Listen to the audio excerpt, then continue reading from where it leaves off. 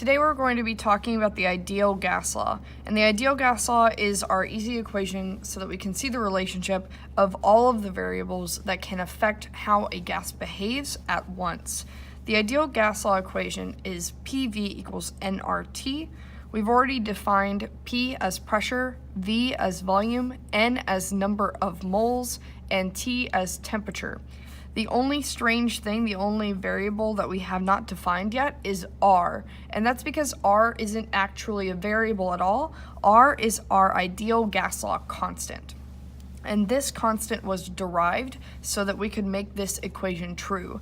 And since it is a derived variable, or a derived constant, I should say, it has very strange units. Our R that we're going to be using is 0.0821 liter atmospheres per mole Kelvin. I've color-coded the units to match the color coding that I used in the actual equation so that you can see that I have each of the individual variables units in that equation so that they are able to cancel. This again is a derived unit or a derived constant. It does not have a true applicable thing other than to be in this equation to make this equation true. Now this equation's purpose is so that we can determine the individual relationships between the variables and see it in a whole scale picture of a natural system.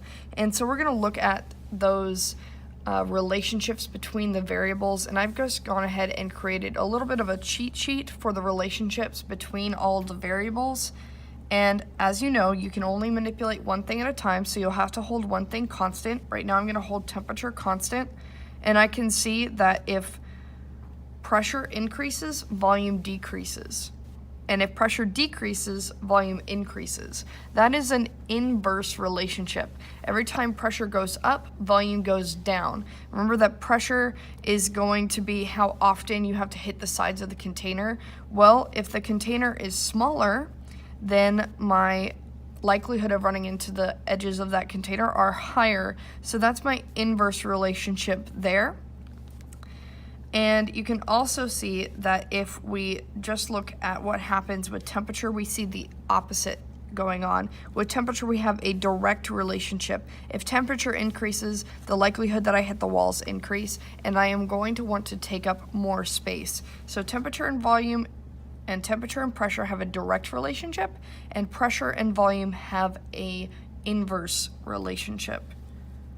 We're going to look at an example problem now, what we would actually see if we were needing to use the ideal gas law equation. And that example question is going to be, at what pressure does 0.3 moles O2 take up 5.0 liters when the temperature is 298 Kelvin? The first thing that we're always going to do is we are going to read for what we are actually looking for in this question. What do I care about? What variable am I searching for? And we're going to solve the ideal gas law equation for that particular variable. So it says at what pressure. The question word is attached to the unit pressure, so we're going to solve for pressure. And I've gone ahead and done that. When I solve for pressure, since pressure and volume were being multiplied, I needed to get volume to the other side. Opposite of multiplication is division, so that means my final solved for equation is going to be P equals nRT divided by V. Once we have our actual equation, we can go ahead and define our known values. This helps us to stop looking at the English version of the question, stop having to reread it, and just kind of have everything available and ready to use when we actually want to use it. So it says 0.3 moles O2, so I've gone ahead and said that that was my N, takes up 5 liters. Liters is a unit of volume, so I went ahead and said V equals 5 liters. And when the temperature is 298 Kelvin, that very nicely told me temperature, and it gave me the unit Kelvin, so I know that this is going to be my temperature.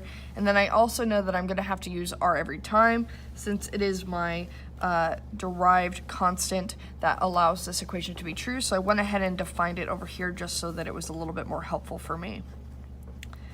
Now that we have all of our individual variables defined, and we have our solved for equation, we can go ahead and plug in everything into the actual equation and start figuring out what the value actually is for this situation.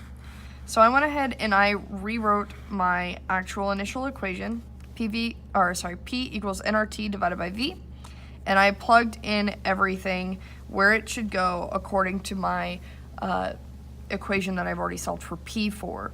As you can see, once I solved everything out and plugged all of them in with the actual variables, this is very important, it helps you to know if you solved this equation correctly, you can see that I canceled out units that happened on the top and the bottom.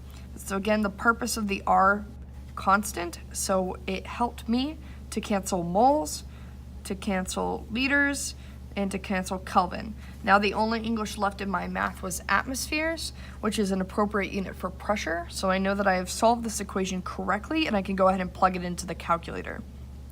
When I plugged it into the calculator, the number that I got was 1.467948. That's a pretty gross number, so I went ahead and I rounded it to 2 decimal places, and I attached the only English left in my math, which was atmospheres, and so my final boxed answer was 1.47 atmospheres.